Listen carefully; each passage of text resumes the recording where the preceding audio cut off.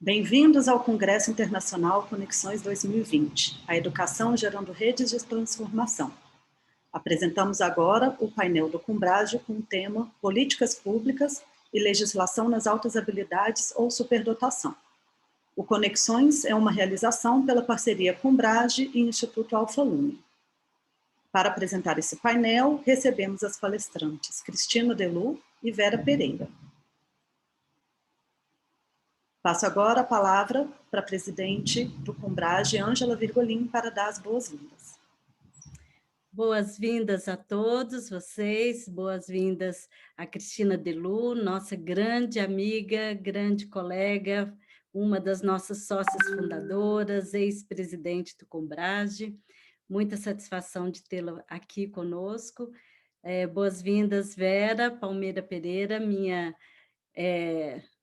vice-presidente, nossa braço direito, braço esquerdo, e fico muito feliz de poder contar com você aqui nessa palestra também. Boas-vindas a Vanessa, minha parceira no Instituto Virgolin.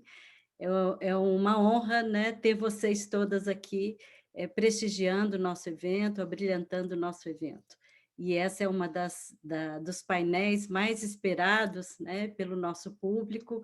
Nós estamos com quase 100 pessoas aqui assistindo e temos certeza que vai ser um sucesso. Então, tudo de bom para todas, um bom trabalho, e estamos aqui assistindo e torcendo, por tudo que vocês vão falar, e a importância do tema que vocês vão trazer.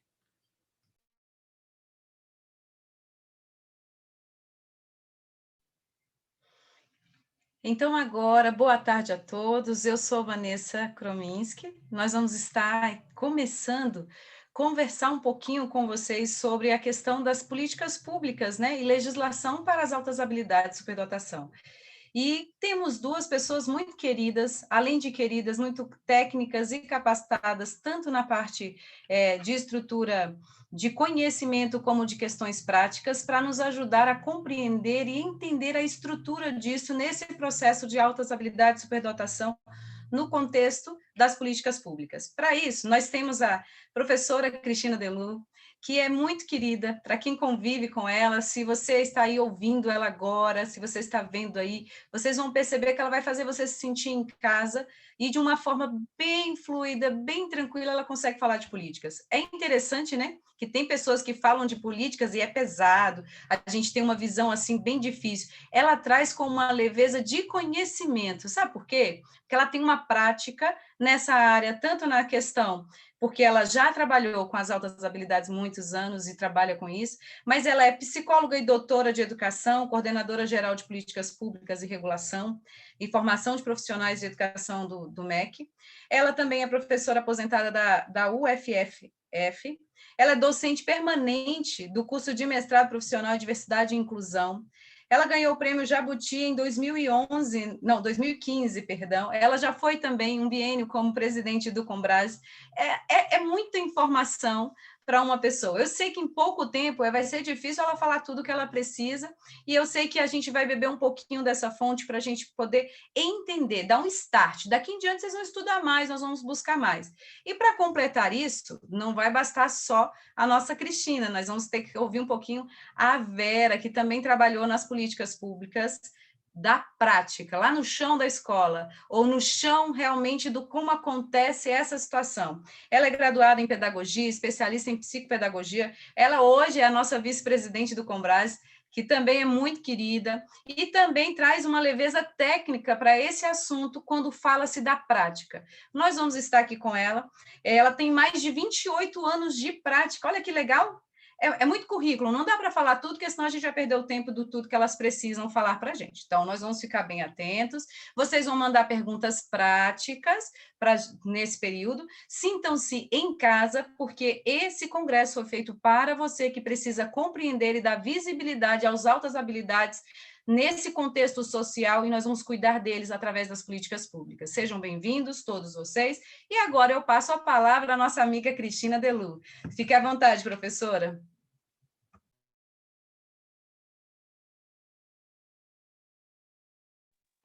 Olá, boa tarde a todos. É uma alegria estar aqui com todos vocês nessa tarde, com a Vera, com a Ângela, com a Vanessa, com a Michele, com a Thalita, que está fazendo um trabalho maravilhoso de interpretação. Muito obrigado. A Thaís, o Yuri, o Fred, todos que estão nos apoiando agora. Eu vou projetar aqui o arquivo que vou mostrar a vocês, que vai me ajudar a organizar o pensamento para esse assunto tão importante que nós vamos tratar agora nesses 30 minutos, e depois vocês podem deixar as perguntas no chat que a gente vai responder. Esse assunto é muito importante, nós temos que trabalhar sempre altas habilidades de superdotação no contexto das políticas públicas e da legislação. Por mais empreendedores que nós tenhamos no Brasil, trabalhando em prol dos alunos mais capazes, seja lá o nome que se dê a esse público, ele precisa ser identificado, ele precisa ser nomeado para que as políticas públicas os encontrem, porque eles invisivelmente não são encontrados. E com esse discurso demagógico que temos, ideológico, de não identificar, não classificar, não rotular, não um monte de coisa, tem muito interesse aí, que é exatamente não ter que investir em política pública para esse público. E eles precisam desse investimento por várias questões. Uma delas é que no Brasil os alunos com altas habilidades de superdotação sempre estiveram matriculados nas classes comuns e nas escolas públicas. Vocês não tenham dúvidas de que nós temos uma questão muito séria nesse momento no nosso país, que é a negação desse público-alvo da educação especial, em todos os segmentos. E nós precisamos endossar o lugar, o espaço onde esses alunos sempre estiveram, na escola pública, na escola privada, mas na classe comum. Experiências de escolas privadas, públicas também, especializadas, foram realizadas na década de 70, 80, na Bahia, em São Paulo, e o tempo fez com que esses projetos se finalizassem. Mas existem modelos funcionando no país que focam os alunos que aprendem mais rápido, que são mais capazes, turmas especiais em cursos preparatórios para o IME, para o ITA, para os colégios militares, para as universidades militares, para as universidades públicas. Nós sabemos que existe uma cultura que enfoca o aluno que aprende mais rápido, que tem resultados mais rápidos, que são os superdotados acadêmicos. Eles não são treineiros, como muitos também induzem a sociedade a pensar. Eles são alunos que aprendem muito rápido e demonstram sua capacidade criativa, inovadora nas respostas, e existem pessoas que investem nesse público, exatamente porque o público, o governo, os sistemas de ensino, todos eles não fazem esse investimento como deveriam fazer. Então, nós começamos assim. Eles sempre estiveram nas escolas públicas e eles nunca receberam qualquer tipo de atendimento voltado para o desenvolvimento escolar real ou proximal, já que a gente fala com teoria acadêmica, Vygotsky, no seu nível de desenvolvimento real, nível de desenvolvimento proximal, os alunos recebem o conteúdo escolar que todos recebem na sala de aula comum. Eles vão receber o mesmo tipo de conteúdo. Por isso eles se entediam, por isso as famílias sabem do que eu estou falando. Mamãe, hoje eu não quero ir à escola, não, porque eu não aprendo nada novo lá. Ah, mamãe, hoje eu ajudei meu amigo, mas não aprendi nada novo lá. porque eles recebem o mesmo, não há currículo diferenciado. A pedagogia centrada na criança, no aluno, não é praticada para os nossos alunos com altas habilidades de superdotação. Havia já há muito tempo as teorias que pensavam que eles nasciam privilegiados, que eles já nasciam com dom. Existem teorias que ainda pensam que eles nasceram com dom.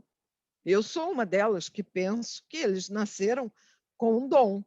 Mas se a sociedade não fizer nada para dinamizar e desenvolver esse dom, não acontece nada. O dom não se materializa sem estímulo social, sem ação da cultura, sem que a escola cumpra o seu papel escolar, cultural, pedagógico. Não vai acontecer nada. Porque se acontecer, ele é um autodidata, ele é um precoce, ele vai ter problemas lá de comportamento na escola.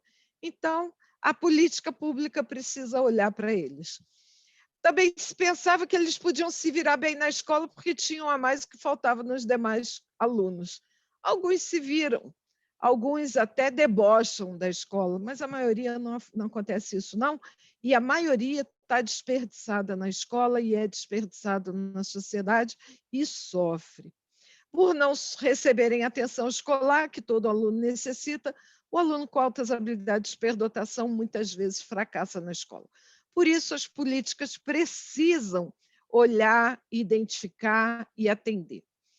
O primeiro indicador que nós tivemos de política pública no Brasil já está registrado em vários documentos acadêmicos, dissertações, teses e artigos publicados no Brasil, foi a reforma do ensino primário profissional normal do antigo estado do Rio de Janeiro, cuja capital era Niterói, em 1929. Essa reforma de ensino, essa educação dos supernormais, como era chamada na época, era tão fora da caixa, era tão fora do contexto, era tão estranha para todo mundo, que ficou no estado do Rio, nunca mais ninguém falou nisso, não teve repercussão nenhuma no Brasil. Quando Dona Helena Tipov falou disso em 1948, parecia uma coisa nova, novidade, aberração, mas a gente já tinha tido em 29. Dona Helena é quem influencia exatamente como política pública que a educação dos alunos com altas habilidades de superdotação, como a gente chama hoje, viesse registrado na Lei 4.024 de 1961. Ela teve uma importância muito grande na efetivação dessa LDB, a nossa primeira LDB, a 4.024. Em 67 já era o governo militar, a ditadura já estava em andamento. E eles definiram, através do MEC, uma portaria para criar uma comissão para estabelecer critérios de identificação e atendimento aos superdotados.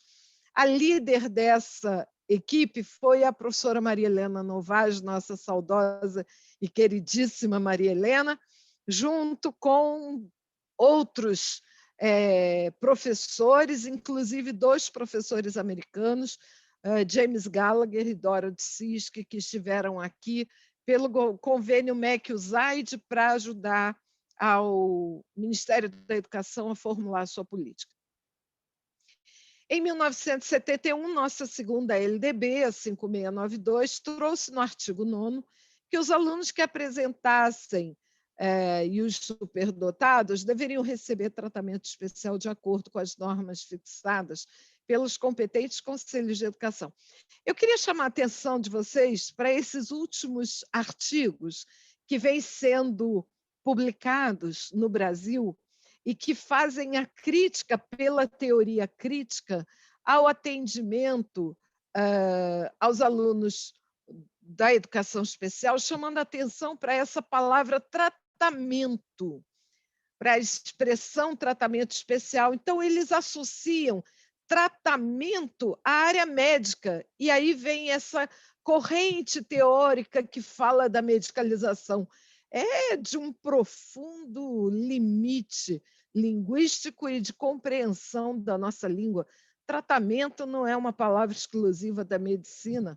Nós temos pronomes de tratamento na nossa língua, na norma culta da língua, ou quando em ambientes formais, nós somos obrigados a usar pronomes de tratamento, Vossa Excelência, Vossa Senhoria, e isso não é área médica. Então, nós temos agora um campo muito interessante de diálogo com esses autores que fazem a crítica a esse artigo da 5692, dizendo que ele é medicalizante, quando, na verdade, é uma expressão linguística para se referir ao alunado. Nós já tínhamos o plano, hoje nós temos o Plano Nacional de Educação, naquela época era Plano Setorial de Educação e Cultura, de 72 a 74, o projeto prioritário 35 fixou uma política de ação do MEC com relação ao superdotado. Em 73 foi criado o Centro Nacional de Educação Especial, o CENESP. A área de superdotados ficou sob a responsabilidade da professora Maria Helena Novaes, uma psicóloga, professora da PUC, da UFRJ, da UERJ, muito interessada nessa área, porque ela própria tinha excelentes e diversas habilidades superiores. Em 86, foi criado um programa de iniciação científica para vocações científicas na Escola Politécnica de Saúde Joaquim Venâncio, da Fiocruz, que fez ano passado, ou há 4 anos atrás, 30 anos, e que é um programa que existe até hoje e que deu origem ao programa do CNPq, que lá na frente eu vou voltar a falar. Em 94 foi publicada a Política Nacional de Educação Especial pela CESP, no MEC, que revisou princípios, conceitos, análise da situação, fundamentos axiológicos, objetivo geral. A líder dessa política foi a nossa queridíssima Rosita Edler, e ela foi testemunha do lançamento da Declaração de Salamanca, logo depois, sendo uma das pessoas que defendeu a inclusão do grupo dos superdotados na Declaração de Salamanca, tendo saído em espanhol o termo bem-dotados. A Declaração de Salamanca teve vigência entre 1994 e 2015, e ela não está mais em vigor. Quem está em vigor agora é a Declaração de Incheon, que vai buscar a prestação de contas da Declaração de Salamanca, ou seja, os resultados, o que aconteceu no Brasil durante a vigência da Declaração de Salamanca, do investimento do Banco Mundial no nosso país em educação inclusiva, as salas de recursos multifuncionais, os CAIs, os CAPs, os NAPBs, as salas de recursos multifuncionais, os programas de bengala, reglete, punção para os cegos e tantos programas que foram realizados durante a vigência da Declaração de Salamanca, que começou em 94. Essa declaração ela trouxe termos novos, como necessidades educacionais especiais e pedagogia centrada na pessoa. Mas esses termos novos, eles não são termos órfãos de teoria. As teorias que os embasam são a pedagogia centrada na pessoa, a teoria do Carl Rogers, do tornar-se pessoa, da liberdade para aprender, Ângela, Vera, eu e tantas de nós nos formamos à luz dessa teoria humanista. Aprendemos o tornar-se pessoa, a liberdade para aprender, com o Carl Rogers, antes de conhecer o Renzulli, porque ele chegou no Brasil antes de vocês trazerem o Renzulli para cá. Essa era a teoria humanista que nos alimentava. E as necessidades educacionais especiais veio da teoria da hierarquia das necessidades humanas ou da pirâmide de Maslow, de Abraham Maslow. Então, vejamos que a Declaração de Salamanca ela não é um documento burocrático, um documento órfão de fundamentação teórica. Ele tem fundamentação teórica no tempo em que ele foi criado lá no início da década de 70. Após a Declaração de Salamanca, não dava mais para manter a Lei 5.692 em vigor. Foi necessário reformulá-la. A sociedade já vinha num movimento bastante intenso de reformulação da LDB, mas ela acabou sendo aprovada num gabinete, assinado pelo vice-presidente da época, Marco Maciel, mas com uma grande contribuição do senador Darcy Ribeiro. E quem fala muito bem sobre isso é Pedro Demo, no livro que ele escreveu sobre a LDB, logo depois, em 1998, quando ele faz uma análise bastante interessante sobre a ação do senador Darcy Ribeiro sobre esta lei, como ele estava vislumbrando no futuro coisas inéditas, mas, ao mesmo tempo, as limitações que a LDB apresentava em 1996. Eu já era professora universitária nessa época e fui testemunha do grande movimento que o PT fez para revogar a LDB. As associações docentes, associações de servidores universitários, bastante influenciados por uma esquerda bastante radical, com vários partidos de esquerda bastante radicais, mas sob a liderança do PT houve um grande movimento para que ela fosse revogada. E a LDB continua forte até hoje. Um dia alguém vai ter condições de estudar essa resistência política que a LDB tem, que passou pelo governo de esquerda, né, social-democrático, do Fernando Henrique Cardoso, passou pelo governo de esquerda do Lula, da Dilma, passou pelo governo do Temer, está num governo de direita e ela não cai. Ela é mexida aqui, ali, reformulada aqui, reformulada ali, mas ela não cai. Alguém um dia vai responder por que disso. E a LDB ela é muito importante para todos nós, porque é ela quem traz a política pública dos alunos com altas habilidades de superdotação no Brasil. Não existe outro documento no Brasil hoje que traga os direitos que os superdotados têm em toda a sua plenitude, refletindo o que as teorias mais atuais dizem que é bom para os superdotados. E a LDB garante. Há um conceito de público da educação especial, os superdotados estão nesse conceito como altas habilidades ou superdotação, porque tem uma base teórica para fazer a diferença com a conjunção alternativa, porque se fosse feito com o E, a conjunção aditiva, é sinônimo, a legislação tem que ser enxuta, não precisa colocar sinônimo. Colocava superdotados, colocava altas habilidades e resolvia.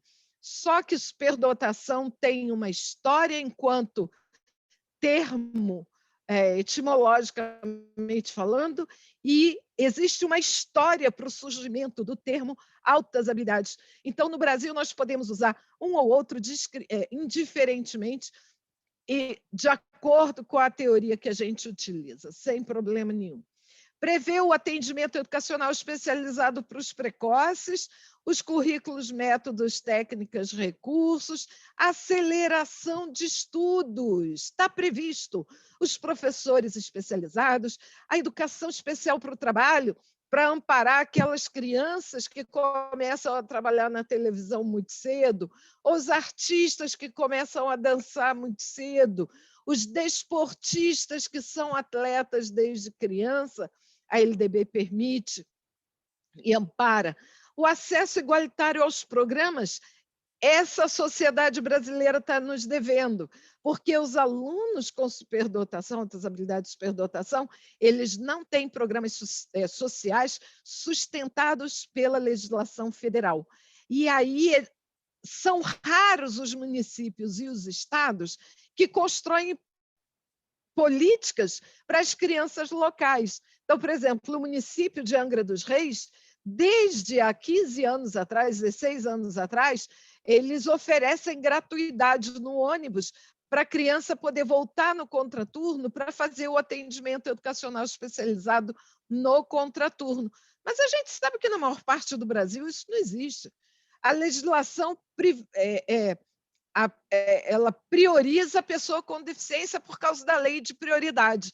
Eles têm gratuidade. Mas o superdotado que não é deficiente não tem gratuidade. E o superdotado que é deficiente tem gratuidade pela deficiência, não pela superdotação. Então, essa é uma ação que a gente precisa usar o Pacto Republicano para procurar agora os nossos vereadores e dizer para eles: coloca lá um programa social para a gratuidade do ônibus urbano, para que o aluno que dependa do ônibus urbano para ir no contraturno na escola poder ter acesso à escola. Participação em programas e instituições conveniadas com os sistemas de ensino. No Rio de Janeiro, nós temos instituições sociais vinculadas a empresas que têm convênios com o sistema de ensino. E no Brasil afora, esses convênios existem para atender o aluno superdotado. Então, vocês podem começar a conversar com a PAI e Pestalozzi, que já têm os convênios, se elas se disponibilizariam a atender o aluno superdotado, porque eles seriam incluídos nos programas. E o Cadastro Nacional, em parceria com estados e municípios, criado na LDB em 2015. E que foi muito interessante, porque só Campo Grande do Mato Grosso do Sul criou esse cadastro. Talvez influenciado pela nossa presidente anterior, que estava ciente da criação do cadastro, e aí a Grazi participou da criação desse cadastro no Mato Grosso do Sul. Em 2001, foi criada a Resolução número 2 para instituir diretrizes nacionais para a educação especial com base na LDB de 1996, com base no programa de 1996 lá na Fiocruz. O CNPq criou um programa de iniciação científica para universidades e centros de ensino. Isso é muito importante, porque tanto a Fiocruz quanto o CNPq são órgãos vinculados ao Ministério de Ciência e Tecnologia, e nós não temos na educação nenhuma parceria com o Ministério de Ciência e Tecnologia para poder estimular a ida dos nossos alunos às universidades precocemente. A partir desse programa de iniciação científica, as fundações de amparo à pesquisa estaduais criaram a Bolsa de Iniciação Científica para que universidades e centros de pesquisa pudessem atender os alunos com altas habilidades de superdotação, chamados com vocação científica. Em 2005, o Núcleo de Atividades com Altas Habilidades de Superdotação foi criado sob uma provocação da Unesco ao MEC, como novo paradigma, modelo pedagógico de atendimento aos superdotados. Ângela participou dessa equipe de criação do NAES, Denise Flight, outras pessoas, e em 2008 foi criada a Política Nacional de Educação Especial na perspectiva da educação inclusiva. Eu gostaria de assinalar que a Política Nacional de Educação Especial na perspectiva da educação inclusiva, ela ignorou a LDB, ela não registrou na resolução o direito ao atendimento em classes, escolas e serviços especializados, e ela reduziu o atendimento das altas habilidades de superdotação às salas de recursos multifuncionais sem horário exclusivo. E o que aconteceu com os nossos alunos é que eles repetiram na sala de recurso multifuncional o mesmo ambiente de exclusão que eles viviam na sala de aula regular, com um sofrimento psíquico maior, porque na sala de aula regular a diversidade era maior, porque os alunos que não tinham deficiência e não tinham superdotação eram a maior parte do grupo na sala de aula inclusiva. Mas quando eles iam para a sala de recurso multifuncional, A sala de recurso multifuncional era uma classe especial para deficientes, porque a maior parte dos alunos eram alunos deficientes. E quando o superdotado chegava, o que acontecia? Espera, porque eu estou atendendo seu amigo que é deficiente. E o aluno superdotado sofria uma nova exclusão, a segunda exclusão na escola, que era não ter o direito de ter o seu horário exclusivo, com atividades exclusivas, e lá estava ele esperando mais uma vez.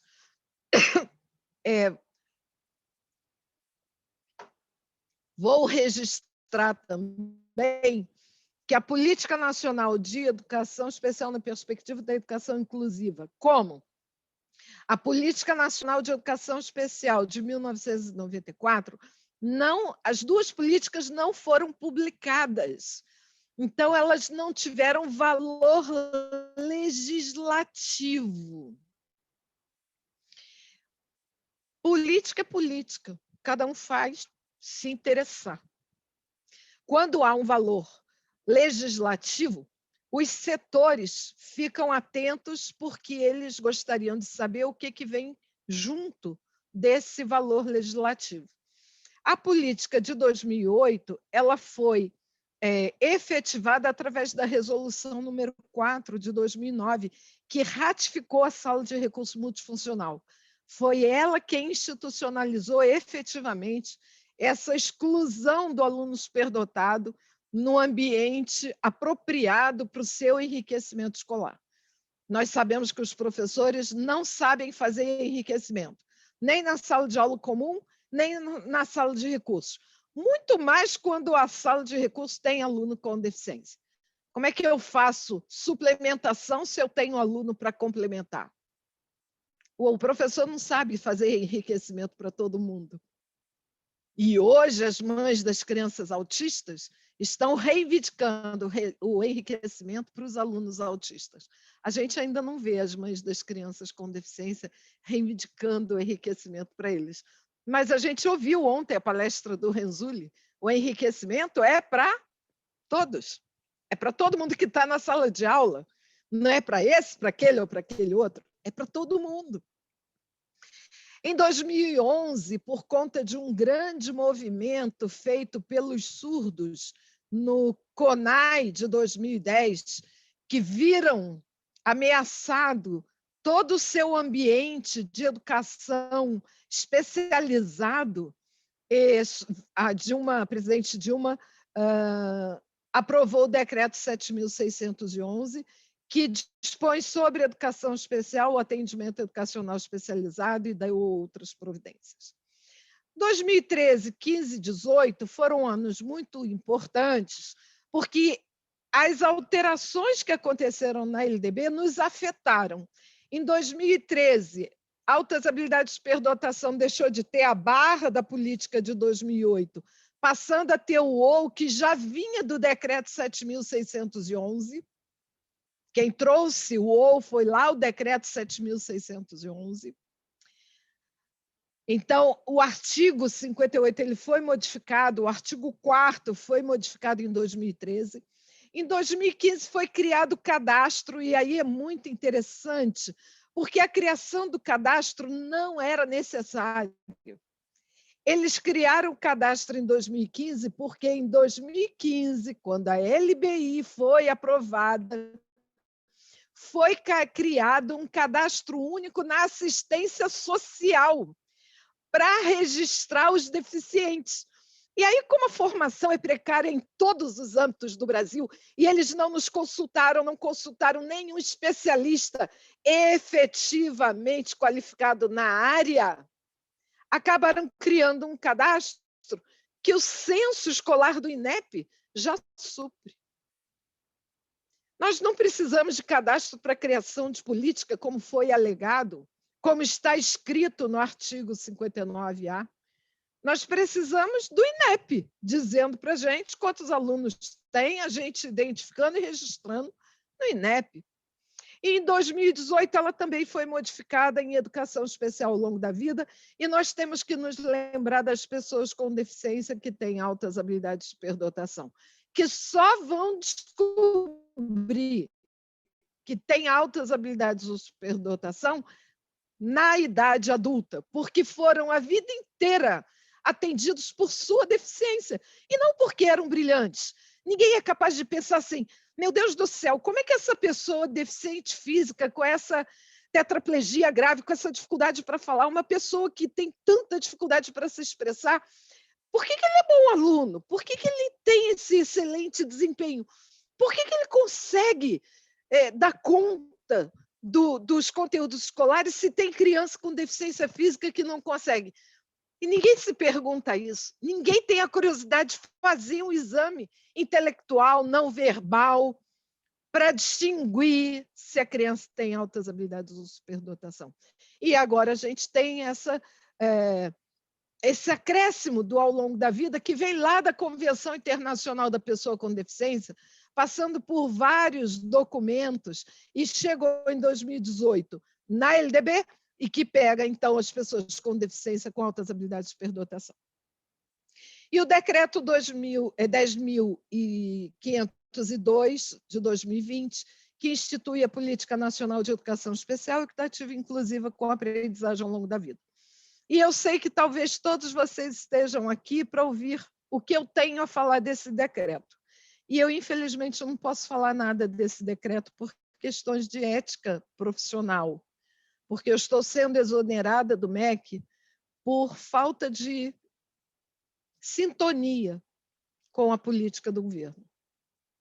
Então, eu me colocarei em quarentena para respeitar as pessoas que estão responsáveis por essa legislação. Daqui a algum tempo, vocês vão saber o que eu penso, mas eu acho que vocês vão descobrir o que eu penso nesse último slide. Essa escadinha mostra para vocês todos os documentos que estão em vigor. 88, a Constituição, que garante aos superdotados o acesso aos níveis mais elevados do ensino segundo as capacidades de cada um. Embora não esteja escrito que é para eles, mas é para eles que a gente garante o acesso mais elevado do ensino segundo as capacidades de cada um. 96, a LDB, 2001, a Resolução número 2, 2008, desculpem, tá? Eu me equivoquei aqui. 2008, a política que foi revogada agora por decreto. 2009, a Resolução número 4, 2011, o decreto 7.611, 2013, 15 e 18, as mudanças na LDB, e 2020, o parecer 10.502. O parecer 10.502 está convivendo concomitantemente com todos esses documentos oficiais no Brasil, com todas as suas incongruências, porque nenhum documento novo revogou o anterior. Então, as classes especiais estão aqui. Nós podemos criar uma escola especial ou uma classe especial para alunos superdotados em escola pública? Podemos, P-O-D-E-M-O-S, Cristina Delu, no dia 12 de novembro de 2020, às 15h14, no Congresso Conexões 2020. Podemos. Aonde está escrito isso, professora? Na LDB, na Resolução número 2 de 2001. Mas, professor, e a política de 2008? Não está mais em vigor. A Resolução número 4 está, mas ela é reducionista. E ela não revogou a LDB. E quem garante classe e escola especial no Brasil, quem é? A LDB. Não é o decreto 10.502, não. Estão fazendo esse barulho todo para revogar o decreto 10.502, mas quem garante escola especial e turma especial em escola pública, em escola particular, em universidade, onde quer que seja, no Brasil, é a LDB. E enquanto a LDB não for revogada, nós temos o direito de matricular o nosso filho na escola que nós quisermos, porque a LDB não nos inibe no desejo de onde queremos matricular os nossos filhos. Enfim, muito obrigada. Se eu passei do tempo, desculpe-me, mas a intenção era poder falar o máximo que eu posso falar. E daqui a algum tempo, quem sabe, daqui a 6 meses, a gente faz uma webinar e aí a gente fala. Solta o verbo. Obrigada, gente. Um beijo no coração de vocês. Obrigada, Ângela, pelo convite. Adorei, adorei. Fantástico. Obrigada, professora Cristina. Foi assim de uma elegância e falar assuntos tão polêmicos, foi lindo. A senhora realmente merece parabéns. Todos nós que estamos aqui podemos dizer que parabéns pela maneira como você agiu, como você se posicionou. Realmente, a gente aprende muito, muito em ouvir pessoas como você. Que você continue transbordando Obrigada. esse conhecimento, fique mais um pouquinho conosco, que a gente vai ter outras perguntas. Sim, sim. E assim como a professora Cristina colocou para a gente essas questões políticas, de legislação, nós vamos ter agora um pouquinho disso, também no contexto ali da prática. Gente, quando a gente vai, você que é pai, você que é mãe, ou você que é profissional, que trabalha com isso, sente, ó, na veia, na mente, no corpo, na hora de dormir, tudo isso que acontece. E aí agora vocês vão ouvir, de verdade também, outros aspectos importantes, porque nós somos um todo, né? Então, a Verinha, nós chamamos Vera de Verinha, e eu acho que vocês podem chamar também, porque ela é muito querida e ela se permite também. Verinha está aqui conosco e vai falar conosco um pouquinho dessa prática, desse momento. Então, se você ficou feliz com a Cristina, entendeu um pouquinho das políticas, se permita, abra sua mente agora um pouquinho, tá? Bebe uma água, respira, levanta a postura, se alivie, pega uma caneta ali do lado e anote, se organize, porque o cérebro precisa ser oxigenado para mais informações. Vamos de overdose de políticas públicas, mas de todos os contextos, mas de forma leve. Vamos juntos? Obrigada, Vera, agora é contigo, fique à vontade. Ótimo, obrigada, querida. E como não é bom, é excelente ouvir a Cristina, né? Então, eu gosto de mencionar aqui algumas questões no sentido de trazer, né, um olhar bem específico das políticas públicas e da legislação de altas habilidades, porque a prática pedagógica, e é isso, eu estava durante muitos anos, 38 anos, né, de superdotação, 50% ou mais, muito mais, 30 anos de altas habilidades de superdotação no contexto público de ensino, né?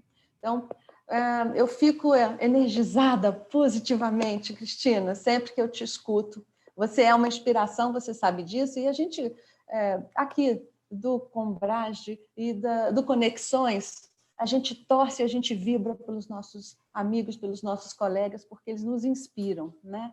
Nos inspiram na nossa fala. Então, antes de mais nada, eu queria dar meu boa tarde a todos os participantes do Congresso Internacional Conexões e saúdo todos vocês, agradecendo a realização conjunta do Instituto Alfa Lumen e do Conselho Brasileiro para a Superdotação, que nos permitiu sonhar, né, com esse evento e estarmos juntos na tarde de hoje.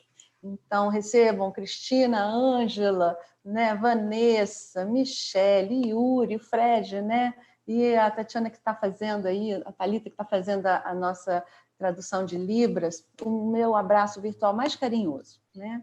Então, a gente vai começar a trabalhar esse tema tão gostoso. O tema sugerido para a nossa fala de hoje, ele é muito interessante e muito desafiador, né? Quem já está trilhando na área das altas habilidades, da superdotação, agora ou há algum tempo, né, sabe que precisamos ter em mente que identificar alunos com altas habilidades de superdotação, né, nos leva para para a oferta de atendimentos, né? E atendimentos que têm uma gama de possibilidades, né? Seja diferenciação curricular, aceleração, enriquecimento, né? N estratégias. E todas elas oferecidas na escolarização dessas pessoas ou nos contraturnos, que também fazem parte de um processo de desenvolvimento. Elas são referendadas não somente pela pesquisa, pelo estudo científico, pela prática teórica, mas também pelas realizações práticas, pelas observações das experiências, pelo que acontece, como bem disse Cristina, nas escolas, no olhar com que as famílias nos trazem enquanto situações que os deixam também com questionamentos, né? E aspectos que também são embasados por legislações e políticas públicas que favorecem toda a prática em torno das altas habilidades de superdotação. Então, eu me permito pensar que o cenário favorável para essa oferta transita, sem dúvidas, a partir das políticas públicas e das legislações aí apontadas em vários documentos, desde as legislações federais, as estaduais, as que estão no Distrito Federal, as distritais e as municipais, né? E, nesse momento, especificamente, eu gostaria de compartilhar com vocês um pouco da minha experiência na trajetória da superdotação. E como essa reflexão e essa experiência tem sido inspiradora para mim, né? Refletir sobre esse caminho e sobre todos esses aspectos que a Cristina colocou anteriormente. Eu devo dizer que eu iniciei o atendimento às altas habilidades muito jovem, na década de 80, 86, né, quando fui alocada dentro de uma sala regular para iniciar um trabalho numa sala de recursos, a primeira sala de recursos da área acadêmica da Secretaria de Educação do Distrito Federal, na Asa Sul. Nós tínhamos, antes disso, desde 75, o programa das altas habilidades, mas centrado em escolas-parques, trazendo a parte do enriquecimento curricular aos alunos de áreas de artes visuais, cênicas e musicais, né? Então, especificamente na área acadêmica, que a gente distribui aí hoje como grupos diferenciados dentro da secretaria, porque o contexto é diferente, o ambiente, a sala, então nós tínhamos essa divisão. Eu me situei, então, como a caçulinha, digamos assim, de um grupo de grandes experts, Maria Helena Novaes, Eunice, Cristina já estava nessa área, né, fazendo seus mestrados, fazendo suas especializações, né? Ângela também, Denise, N nomes. Então, assim, naquela época, foi um caminhar, descobrir todo esse contexto, né? Então, essa reflexão me traz esse saudosismo, de ver o quanto nós conseguimos construir ao longo das nossas trajetórias, né? E o quanto nós ainda precisamos caminhar, né? Então, sem dúvida, o impacto do nosso conhecimento, e eu digo isso para todos vocês, e vai ser a minha fala de hoje, a diferença que fez, né? O conhecimento acerca das legislações, das garantias legais desses estudantes, né? E o engajamento a esta causa, que foi uma causa abraçada desde então, a partir, vou ser poética, dos olhos brilhantes, lembra lá do Renzulli ontem? Aquele flash, e eu digo hoje, os meus garotos, meus meninos, meus jovens, meus adultos, já tenho alunos com mais de 35 anos, gente. Já estou atendendo os netos, aliás, netos não, os filhos dos meus alunos, ex-alunos, né? Então, assim, esses olhos brilhantes me arrebataram. Então, eu digo para vocês que o conhecimento e o engajamento, né, fizeram toda a diferença e fazem elas, ainda hoje, toda a diferença, né? Quando tratamos, então, da temática desses alunos de altas habilidades de superdotação. O que estamos oferecendo enquanto sociedade, ela está conectada, ela está relacionada diretamente ao quanto sabemos e ao quanto consideramos que sabemos como ser relevante ao outro. Não só saber, mas saber como isso é relevante para o outro. E seja esse outra pessoa, nosso aluno, nosso filho, nosso sobrinho, né? Com a especificidade e com as necessidades que eles têm. Né? Ontem eu ouvi muitos exemplos, né? E vários exemplos a respeito do cuidado. Né? Ontem foi um dia inspirador. Eu lembro bem da abertura, quando o Nuricel falou que a educação é uma ação transformadora. E penso que não há um bom professor, aquele professor que ama o ser humano, porque a gente precisa amar o ser humano para gostar de ser professor. Né? Nós sabemos que o quanto isso é importante, né? Que não considere essa questão como algo fabuloso, né? Como algo que nos dá um certo poder. Este é o nosso superpoder enquanto educadores. Envolver e tornar o caminho fantástico para esse aluno. Então, eu fico pensando aqui também na fala do André Street, na mesa dos empreendedores. Né? Ele falou uma coisa que me tocou muito e foi bem conectado com o que eu tinha pensado em falar hoje com vocês. Ele diz que escolheu o caminho da solução e não do problema. Lembram? Isso me deixou assim, eu tenho que falar sobre isso também, eu tenho que lembrar de falar isso, né? Porque essa fala do André se encaixa perfeitamente no que eu queria trazer como reflexões na tarde de hoje. Eu penso que falar de políticas públicas e de legislação, da trajetória da história da superdotação, eu penso que vamos vislumbrar, né? Como a gente já tem um sonho, um caminho de desafios que estão aqui impostos e desafios que estão a vir, que estão chegando, né? E aí eu não posso deixar de pensar o quanto nós podemos alcançar, o quanto nós podemos desenvolver enquanto sociedade e Estado, né? Tendo o direcionamento focado no talento humano, sem dúvida nenhuma. Esse mesmo talento, já descrito por aquele artigo, lembra? Do Carlos Drummond, acho que na década de 70, é isso, Cristina? O anúncio de investimento, né? E que ele dizia que ele gostaria de propor um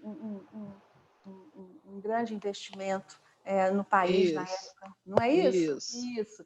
E ele lembrava que o talento, né, e as pessoas com um talento mais rico não eram as reservas minerais, e o país que tivesse mais rico não era aquele que tinha as reservas minerais, mas que tinha as suas pessoas reconhecidas por seus talentos. Né? Então, eu penso que as políticas se constituem como um norte para termos uma certa uniformidade, considerando aí as questões dos direitos e deveres de nossa sociedade. Talvez o compromisso que nós tenhamos que ter enquanto sociedade. Né? Elas dividem entre políticas de Estado, políticas de governo, e esses dois conceitos, muitas vezes, na minha visão, né, pareciam dizer a mesma coisa. Mas com a experiência e com a vivência, a gente consegue perceber que há diferenças, né? Muitas diferenças sobre essas duas questões. Algumas questões vão tornar esses aspectos em sentidos complementares, ou até mesmo em sentidos opostos, ou então em algumas coisas que podem ter uma certa permuta, uma troca, né? Dentro muito do sentido do contexto histórico, da questão do tempo, da cultura, isso vai tendo um delineamento bem diferenciado. E entender isso me fez pensar diferente. Né? Nós, educadores, nós, gestores públicos, né? Nós, diretores de escolas, nós, como pais, eu tenho filhos, muitos de vocês também têm, temos sobrinhos, né? Temos filhos, vizinhos e amigos, né? Todos nós, enquanto sociedade, né, nós precisamos conhecer essas diferenças dentro da política pública e das questões de Estado e governo. Né? Nós precisamos ter isso bem definido. Na gestão pública ou privada, na sociedade civil, entendendo como funciona a sociedade política, precisamos pensar sobre essas questões e penso que precisamos refletir também sobre as propostas que se apresentam e as estratégias que pensamos construir para definitivamente atuar nas esferas públicas, né? Uma outra questão também me faz pensar que, dependendo das respostas que damos a essas questões, nós podemos ter políticas diferentes. Nós podemos ter políticas de Estados, focando nas ações de governo representado, ou então políticas de governo atuando como se fossem políticas de Estado, né? Cristina trouxe um painel muito rico, né? E bem detalhado do percurso da nossa legislação, do processo de construção da legislação e todas as resoluções e todos os aspectos das políticas públicas que envolveram desde o século passado até chegarmos no último decreto, né? Com muita riqueza, com muito detalhamento, coisas que nós podemos nos empoderar, penso eu. As bases sólidas que sustentaram as várias ações governamentais e que constituíram também como papel do Estado as políticas de Estados e que promoveram a estruturação de serviços e programas, né, destinados aos estudantes superdotados, essas questões elas se materializam em movimentos nacionais que delimitavam, penso eu, na década de 75, quanto isso não foi importante para constituir, né, as primeiras políticas na área da superdotação. Essas materializadas instituições que nos trouxeram tantas experiências, né, delinearam o que temos hoje como expressão de serviços públicos, serviços privados, são elas que estão delineando, e nós temos as abrangências que são bem específicas, nós temos os documentos básicos que têm uma abrangência ampla e que penso que todos nós deveremos ter como conhecimento. Nós não podemos deixar de saber, como educadores que somos, como pessoas atuantes dentro das áreas das altas habilidades e superdotação, o que cada um desses documentos trazem, né, em posição e contraposição às nossas práticas atuais, né? Particularmente, eu comecei a me perceber advogando pela superdotação a partir do conhecimento da legislação, de como garantir esses direitos, de como garantir esse acesso aos estudantes, por conta das queixas que também eu ouvia deles, né? Então, não adianta eu falar para a professora, porque ela disse que eu tenho que ficar sentado ali e ficar quieto, eu não posso ficar perguntando. Eu deixei de fazer o dever de casa, professora, porque a minha professora de classe nem olha para mim, ela diz que ela acha que já está tudo bem, eu sempre faço certinho mesmo, ela vai dar atenção para aqueles meus colegas que não fazem o dever de casa, não participam da rotina como ela esperava que eles trouxessem, né? Ou então o outro que falava assim, eu fui colocado de castigo porque eu fui fazer um desenho na aula para a professora, ajudar a professora a explicar melhor a matéria, o conteúdo. E ela me colocou de castigo porque eu estava desenhando e todos os meus colegas deixaram de olhar a lousa e vieram ver o meu trabalho. Então, são questões que são trazidas no contexto que eram trazidas no contexto da sala de aula e que me fizeram pensar, bom, a gente ia lá conversar com o professor e os educadores não tinham essa questão. Então, foi através da legislação, através dos direitos e garantias que a gente conseguiu até caminhar para alguma questão. Eu penso que a escuta desses estudantes, a partir do momento em que eles ponderavam as suas dificuldades, não somente com as suas características e fragilidades, né, se constitui como uma questão que é importante, né, e me fez me interessar sobre essas garantias legais. Nós precisamos considerar isso tudo. Quais são as abrangências da legislação que sustentam e que apoiam o nosso caminhar dentro da superdotação? E vamos seguindo com elas, porque elas têm um fluxo, elas têm um sentido, né? Então, passando para os estados, nós também temos todo o embasamento que vai sustentar a nossa ação com o aluno de altas habilidades, uma pessoa de altas habilidades. Vejam, a gente tem nos estados, e também no Distrito Federal e nos municípios, leis orgânicas ou as leis que são específicas municipais. Nós temos os planos de educação dentro desse contexto estadual, distrital ou municipal. Nós temos as resoluções, nós temos as diretrizes, as orientações pedagógicas, né, que vão trazendo e vão rafinando esse caminho até que nós chegarmos dentro da escola e delinearmos o projeto político-pedagógico que queremos desenvolver. Eles têm que estar sobre uma base segura, sobre uma base de sustentação. O que acontece é que, muitas vezes, nós, educadores, e às vezes as famílias também, a sociedade, de um modo geral, desconhece essa cadeia de acesso, né? Então, muitas vezes, nós vamos ver quem conhece a lei orgânica do seu estado no que diz respeito à educação, né? Os professores, mais alguém, as famílias, quem mais conhece, né? As resoluções que vão afetar esse aluno, as coisas que vão nos dar toda a base de programas que podem ser definidos e desenvolvidos, né? Então, nesse sentido, a gente precisa conhecer. Precisamos considerar que tudo que foi constituído, né, durante essa caminhada delineia a trajetória do que os serviços que nós temos hoje, se estão sendo atuantes ou não, mas é o que nós temos, foi o que foi construído.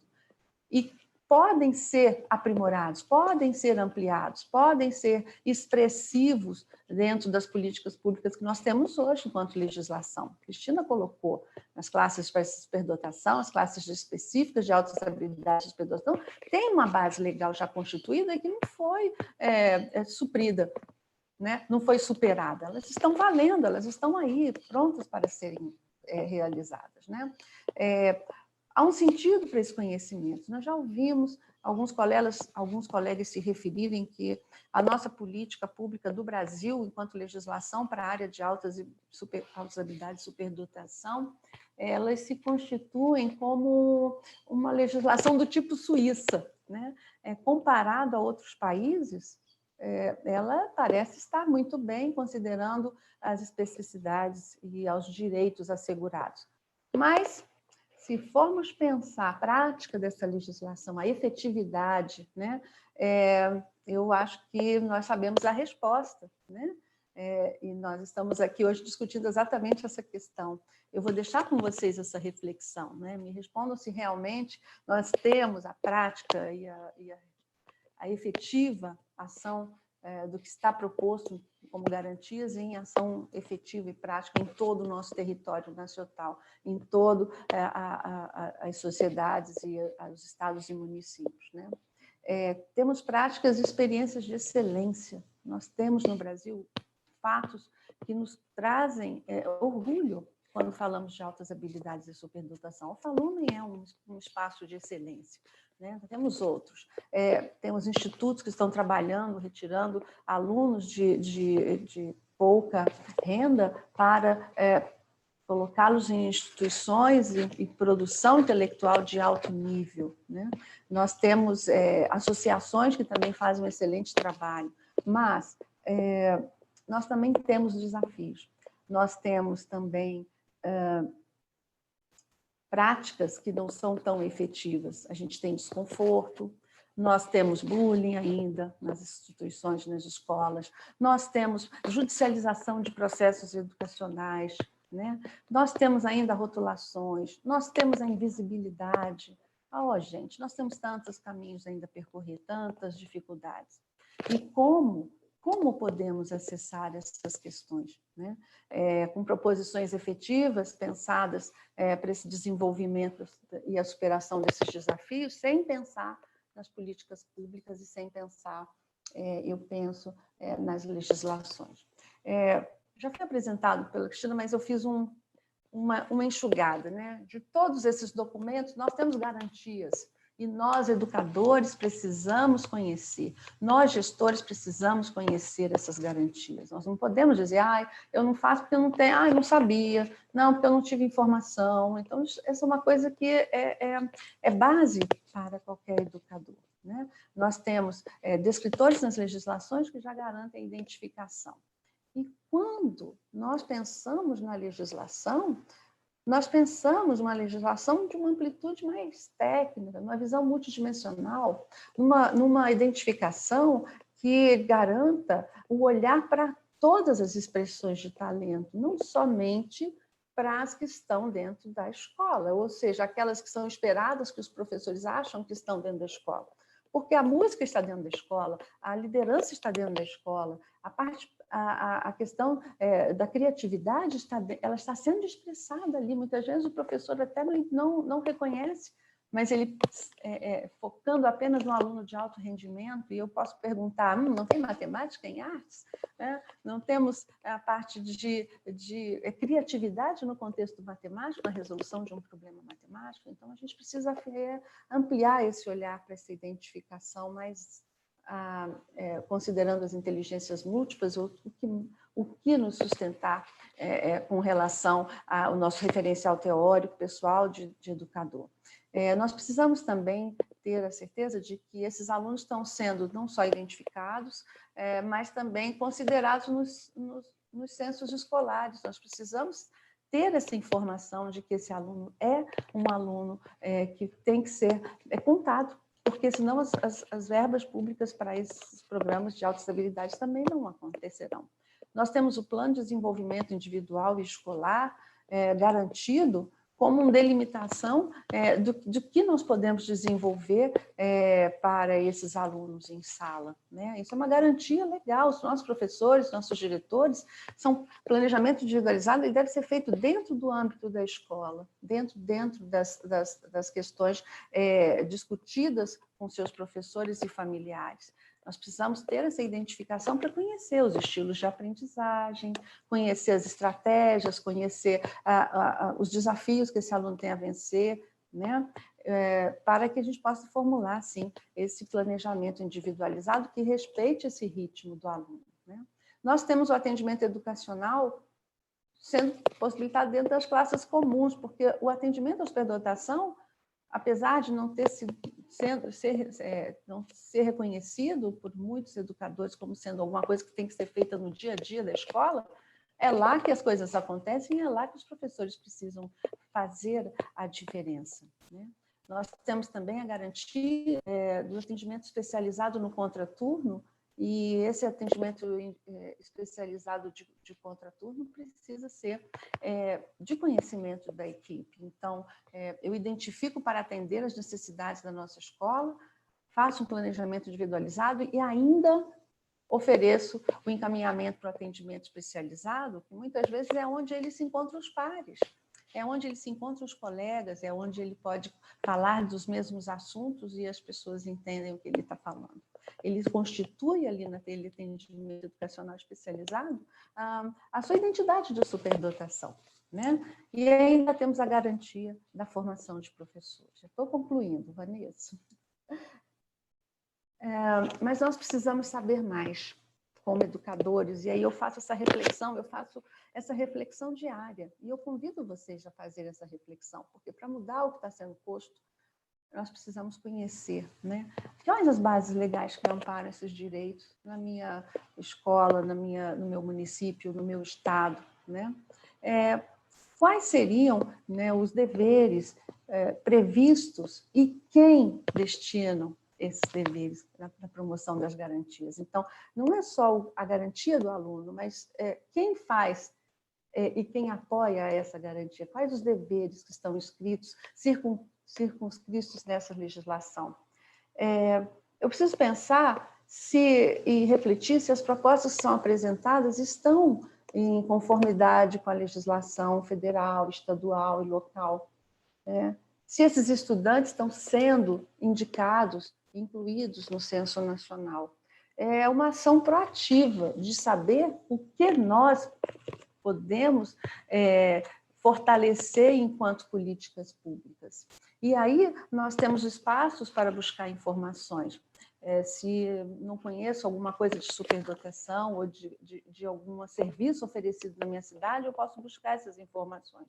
eu tenho que me apropriar das entidades, das associações que fazem esse serviço. Então, nós podemos trilhar para as universidades, para o Conselho Brasileiro de Superdotação, que tem um link lá, um converse, né, um Fale Conosco, que responde algumas questões, as secretarias de estados, e distrital e municipais de educação, sempre há alguém que tem essa responsabilidade.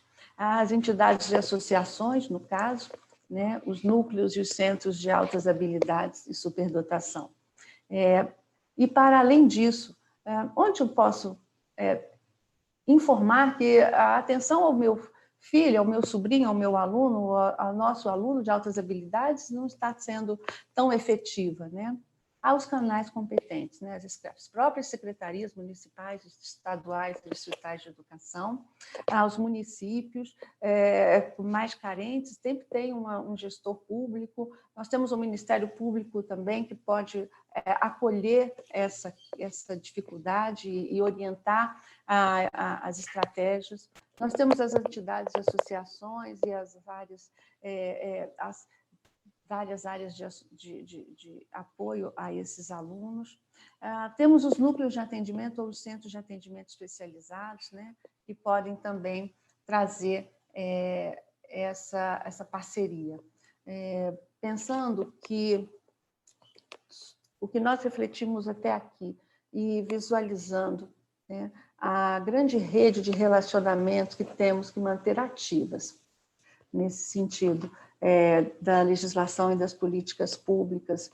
Pergunto agora e aqui, neste momento e futuramente, como cada um de nós pode colaborar efetivamente, né, para que os nossos estudantes de altas habilidades e superdotação tenham, enfim, um olhar e um acolhimento que tanto necessitam, né? Seja das políticas públicas, sejam das famílias, centros educadores, das especialistas, nós como uma sociedade que fazemos democraticamente constituídas nesse nosso país, né? Como nós podemos contribuir? Em qual é a minha parte? O que me cabe nessa ação? Né? E conduzir, então, essa reflexão para ações práticas e efetivas dentro das altas habilidades. Pensando que nós somos do tamanho que nós vemos, e não apenas da nossa altura, como já dizia Fernando Pessoa, deixo aqui esse cadinho, esse pedacinho, para que a gente possa refletir que educação queremos, que sociedade queremos e que caminho queremos dentro das altas habilidades e superdotação, constituída aí como política pública e política social e política democrática, em nome desse nosso país lindo e gigante que temos. Muito obrigada. Muito bom, Verinha, adorei te ouvir, né? Uma calma, uma assertividade para falar tudo que tem que falar. Muito bom mesmo, parabéns. Obrigada, querida. Então, vocês perceberam aí que falar de políticas públicas nem sempre é um problema, pelo contrário, é solução, vocês entenderam, né? Às vezes tem gente que fala assim, não, políticas não. Nas questões de altas habilidades, superdotação, no Congresso Internacional, conexões, não é problema, é solução. Então, se você está aqui, eu vi que vocês participaram, que vocês perguntaram, nós vamos ter agora esse momento de apresentar as perguntas tanto para a Cristina Delou, como para a Vera Palmeira, e nós vamos conversar juntos aqui um pouquinho sobre o que vocês colocaram. Em primeiro ponto, vocês percebem que, querendo ou não, as práticas precedem as normas e as normas fazem as práticas. É algo que vai se vinculando, vocês perceberam, não tem como caminhar separado. E aí, pensando dessa forma, algumas pessoas comentaram até a questão da LDB, que é a nossa lei que está aí, que de alguma forma nos ampara. Falamos, então, de algumas leis específicas, algumas questões polêmicas, mas houve uma pergunta sobre, existe influências nas políticas públicas brasileiras sobre as teorias, as pesquisas de Renzulli e Gardner? E aí eu acho que eu passo essa para nossa amiga e professora Cristina Delou. Você pode responder para a gente? Olha, as políticas públicas, elas não têm essa imersão no meio acadêmico. A política pública ela é construída pelos técnicos, pelos membros do Ministério da Educação. Todos os modelos que nós vivenciamos, de 94, de 2008 e o decreto atual, foi feita consulta pública. E na consulta pública, dependendo do grupo maior ou menor, o menor grupo que eu tenho lembrança foi o grupo de 94, porque eu me lembro, inclusive, da reunião técnica que foi feita no Instituto Benjamin Constant. Na de 2008, eu participei como revisora, pessoa que fez a análise crítica do texto final, e participei de uma reunião técnica. Então, nessa, atualmente, foi feita uma consulta pública com mais de 8.000 pessoas em 2018. Então, a gente tem uma prática no Brasil de ir construindo, vendo a necessidade que a sociedade demanda. Agora, na área das altas habilidades de superdotação, nós normalmente não nos exprimimos muito, nós não somos protagonistas com muito vigor. Em 2008, houve uma participação bastante interessante. Em 94, na reunião técnica do IBC, também houve uma participação interessante, e eu me poupo de fazer comentários atualmente por conta dessa minha situação.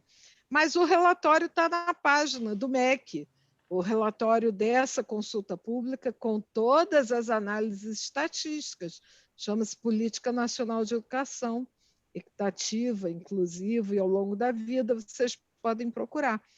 Todos os dados estatísticos levantados estão lá e vocês podem tirar suas próprias conclusões acerca da participação maciça do grupo de pessoas que defendem a área da deficiência, em detrimento do grupo que atende pessoas superdotadas. Eu acho que isso é interessante, a Verinha fez menção sobre isso, e eu acho que é interessante assinalar. Nós temos no Brasil hoje, registrado no censo do INEP, 54.000 alunos em atendimento educacional especializado registrado no censo escolar. E nós temos mais de 1.250.000 alunos com deficiência registrados no censo escolar. Eu entendo isso por conta da política de assistência social, benefício de prestação continuada, que é distribuído por meio da frequência escolar, da matrícula escolar, para aqueles que têm deficiência. Mas, por exemplo, eu não entendo, por exemplo, o Fundeb, porque o Fundeb é para todos. É para quem tem deficiência e para quem tem superdotação, que está no atendimento educacional especializado. Se as escolas tivessem percebido que, identificando alunos superdotados, elas vão receber o Fundeb, por que elas não identificaram 1.250.000 alunos superdotados para receber o Fundeb do atendimento educacional especializado? Então, eu gostaria de pensar junto com vocês que trabalham em escola pública, que trabalham nos grandes centros, que trabalham em cidades onde, por exemplo, o tráfico de drogas tem uma influência muito grande junto ao poder público. O Rio de Janeiro tem esse privilégio, né? A gente vê o tráfico de drogas na cidade inteira. A gente não vê pessoas com síndrome de Down chefe do tráfico.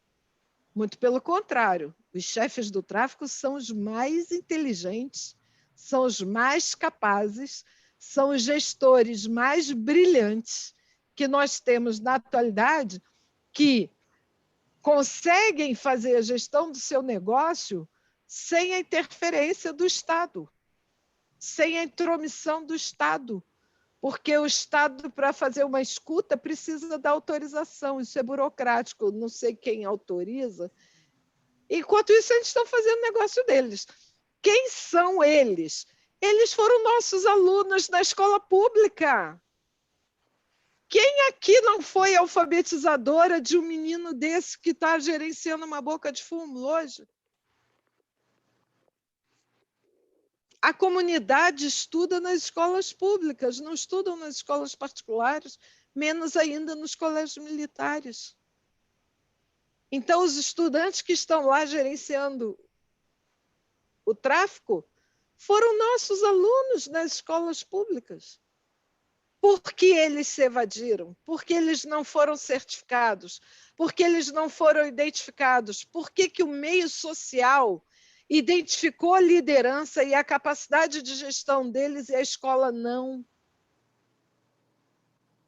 Então, nós temos que pensar o que nós estamos fazendo enquanto professores diante do talento expresso, manifestado pelas crianças. Quem assistiu ontem o Dr. Renzulli falando, a superdotação, o gifted, né? O termo que ele usa, está no comportamento superdotado, no behavior, no gifted behavior. Não está lá nas entranhas da pessoa, está no que manifesta, está na forma como ele age, como ele faz, como ele pensa. Por que isso não nos sensibiliza? Por que nós não identificamos? Nós fizemos um desserviço com a avaliação pedagógica, porque hoje nós desqualificamos qualquer avaliação e identificamos os primeiros colocados nos vestibulares das melhores universidades, que são expressos em notas do Enem, como treineiros. Treineiro que vem da comunidade, menino pobre da escola pública, que foi primeiro lugar numa redação, tirando nota 1000, ele é treinado aonde? Aonde que ele aprendeu a escrever bem se a gente não consegue orientandos de doutorado, de mestrado que escrevam bem? E o menino que tira 1000 na redação é treineiro? Então, a gente tem aqui um discurso acadêmico que interessa para oprimir a identificação dos alunos superdotados, porque quem faz isso é superdotado. Porque quem constrói esses grandes discursos opressores são superdotados linguísticos, são as pessoas das inteligências múltiplas na área linguística. Por que ele não se reconhece como pessoa de talento? Porque ele foi maltratado, porque ele foi rejeitado no ambiente escolar e social, porque ele teve que recalcar inteligência e talento para não sofrer bullying. Então, a gente precisa dar a volta nisso tudo. Nós precisamos resolver em nós o que nós sabemos sobre o nosso talento. Nós conhecemos o nosso talento, nós sabemos equalizar as dificuldades que nós temos com os talentos que nós possuímos. Nós precisamos equalizar isso, porque não pode prevalecer as nossas dificuldades que nós precisamos aprender para lidar com aquilo que é difícil para nós. Porque nós temos que usar os nossos talentos para lidar com as nossas dificuldades. Por que nós não fazemos isso com os nossos alunos que têm dificuldades comportamentais, que têm dificuldades emocionais? Porque têm talentos sociais, porque têm talentos de expressão linguística. Eu fico vendo quando os repórteres aqui no Rio de Janeiro vão às comunidades entrevistar jovens que moram na comunidade, que fazem as batalhas de rap, que fazem as batalhas orais de poesia, que compõem, que desenham.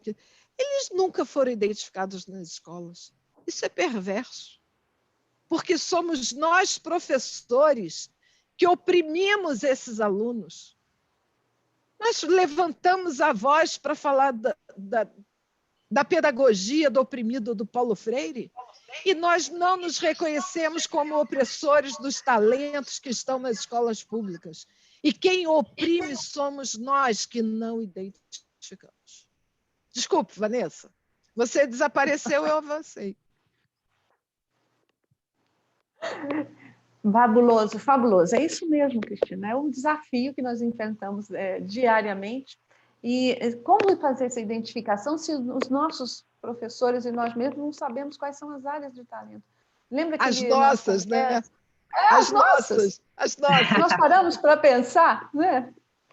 Exatamente. Porque assim, o outro vai dizer que eu sou arrogante. Se eu disser, eu vou falar aqui, tem 185 pessoas na sala, vou abrir meu coração para vocês. Se eu repetir para vocês o que vocês estão escrevendo no chat, maravilhosa, isso, aquilo, nossa, ela se acha, né?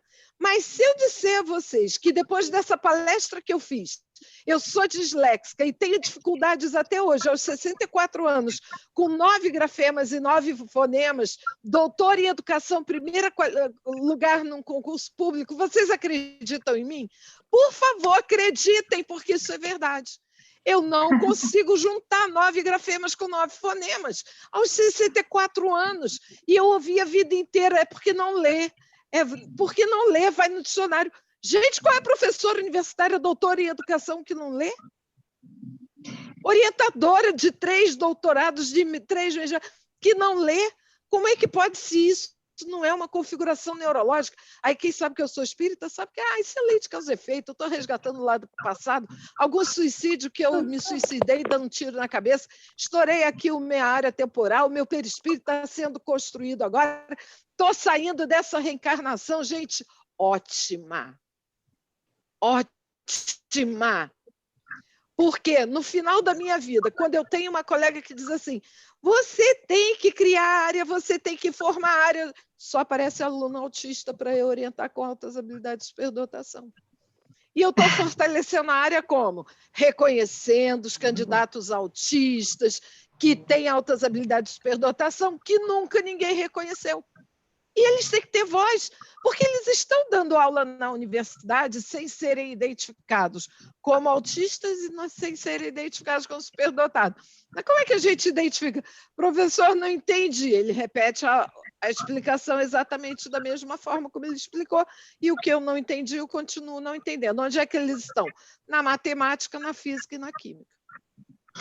Então, Delô. Como é que essa criatura vai ser feliz? Só se for identificado. Porque se ele não for identificado, ele vai recalcar o sofrimento que ele teve na escola e produzir sofrimento no aluno dele. Porque, eu cheguei até aqui, todo mundo fazia isso comigo, eu vou fazer igual. É um ciclo.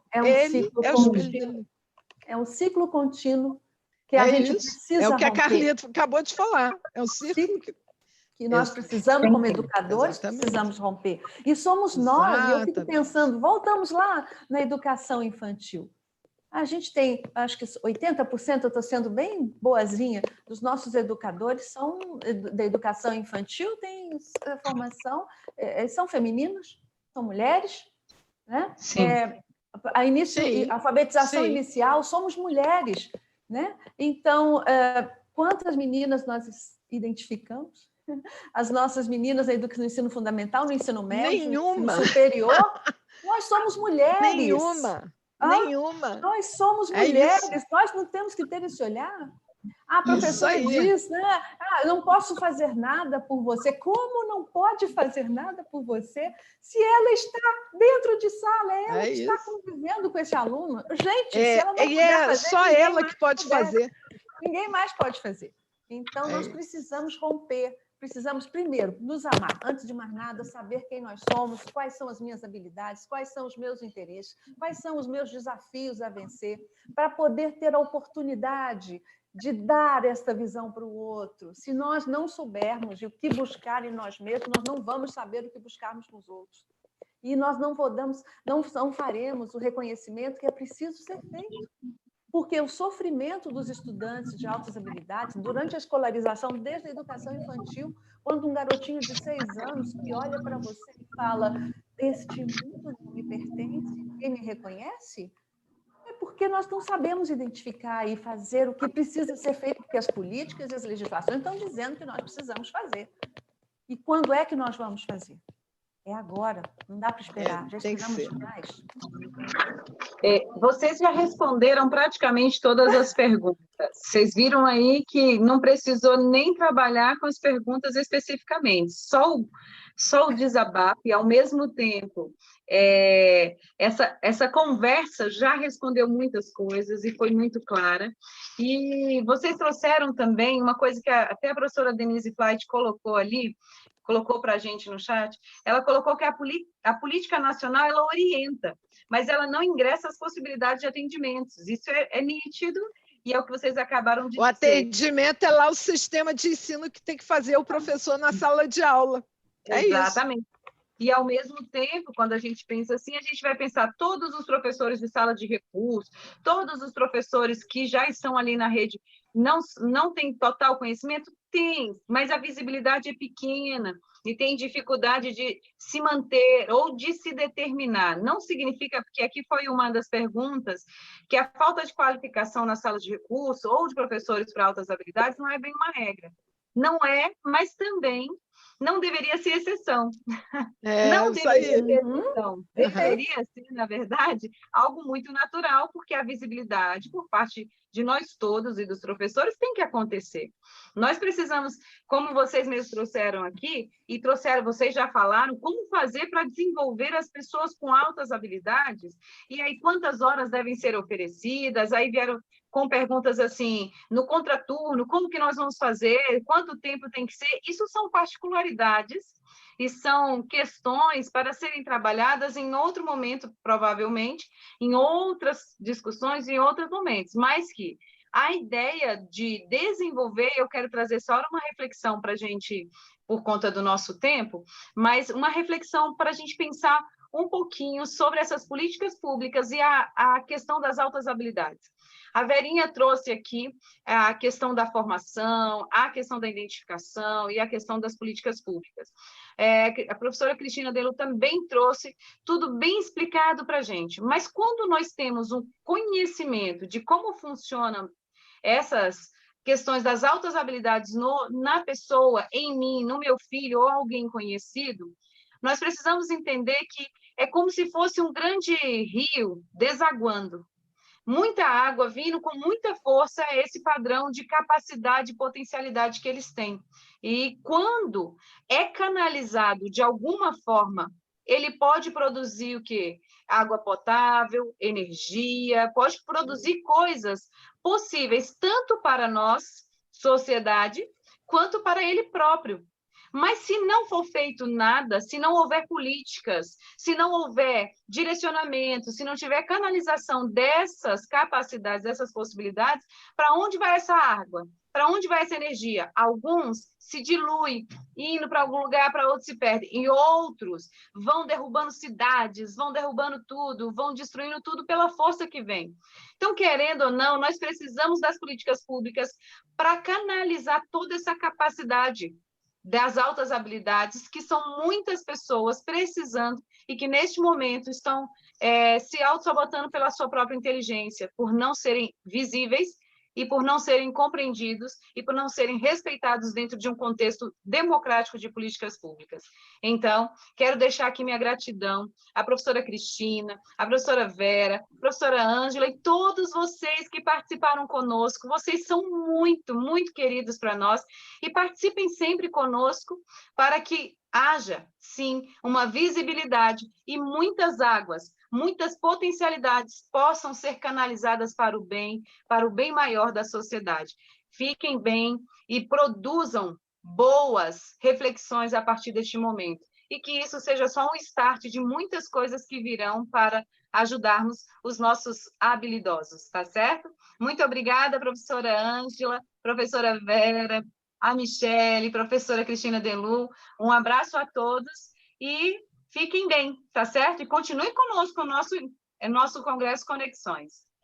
Obrigada, gente. Foi uma palestra maravilhosa. Vai marcar a história do Combrage. Passamos por todas essas resoluções, lei e todas as diretrizes, né, que a Cristina trouxe, e trazendo a parte prática na escola, né, lembrando que os pais têm direito de pedir, né, que a escola faça o plano de ensino individualizado para o aluno. Então, acho que vocês trouxeram muita riqueza aqui dentro dessa discussão, que vai ficar aqui nas nossas reflexões, que vão nos ajudar a fazer essas conexões também, né? O que nós, enquanto comunidade, enquanto pais, enquanto professores, podemos fazer para que os alunos com altas habilidades tenham direito a tudo isso que é colocado para eles pela legislação. Obrigada, Cris, obrigada, Vera, obrigada, Vanessa. Obrigada. A Michele vai falar um pouco. Obrigada a todos vocês também. Obrigada, pessoal, muito obrigada, foi uma ótima tarde. Encerramos aqui o painel do Combrasde com o tema Políticas Públicas e Legislação nas Altas Habilidades ou Superdotação. Continuem acompanhando o nosso congresso. Às 17 horas será apresentado o painel da Alfa Lumen com o tema Desafios da Educação no Brasil, com Viviane Mosé e Carlos Abranches. Simultaneamente, será apresentado o painel do Combrasde com o tema Criatividade e Inovação, com Solange Wechsler e Tatiana Nakano. E às 19 horas será apresentada a palestra magna com Sally Rees. O Conexões é uma realização pela parceria Combrasde e Instituto Alfa Lumen. Confiram mais informações sobre como acessar todas as palestras do Congresso Conexões em nosso site oficial, disponibilizado no chat dessa transmissão. Aguardamos vocês.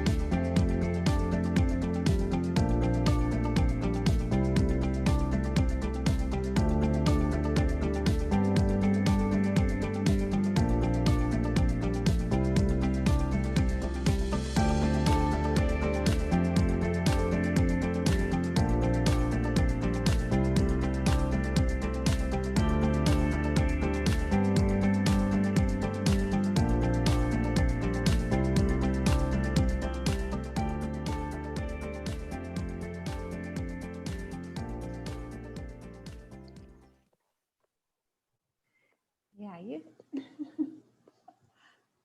Nem nós queremos ir embora. Não.